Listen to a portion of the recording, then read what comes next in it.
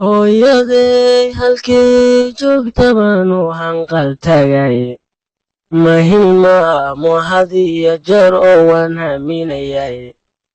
siday hormarisaan rabaa inaanu haybshay sidaygu hagar baxdaanu hoggaamsamayne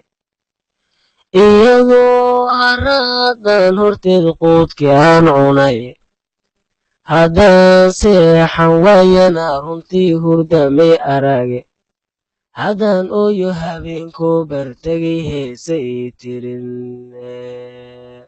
halgamayabay igu tiriyo hadalla waaweyne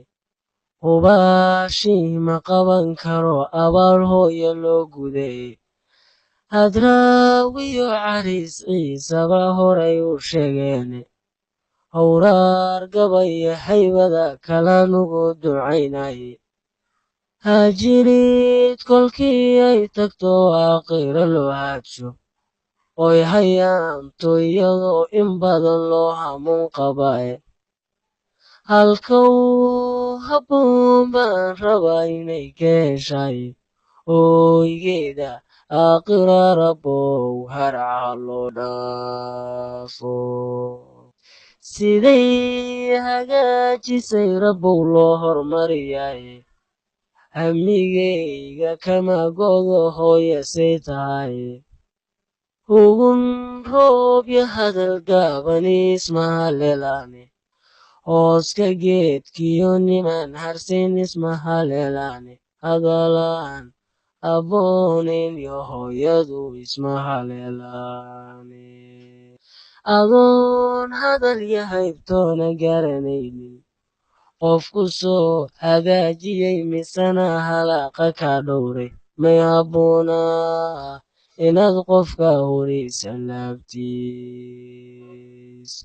hooygaad ka timid bay hooyadu u hoggaan tahay halkaad u socotanay kaaga horaysay hawiyo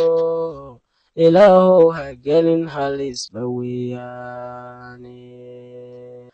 qof walboo hormaray hooyabuu ku hiiranayay mahantaa turoodo kolkay hooya dhinac joogto maharaado ruux hooyadii hayinka loo dhiibay in badan markaan hurudnabay heega noo tahay hooyadu xaqay leedahay dadow heerya culus weeye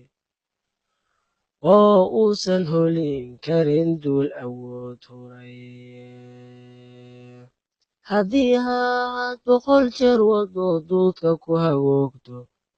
oo haddana xalamkii wacnayaad ku hareerayso hinqashada marad jecii tagtay gaartay hamigeeda kuma harayo xaqeedu oo hooyo waadaabe hooyada ogow ruux walbow hilin kastoo joogto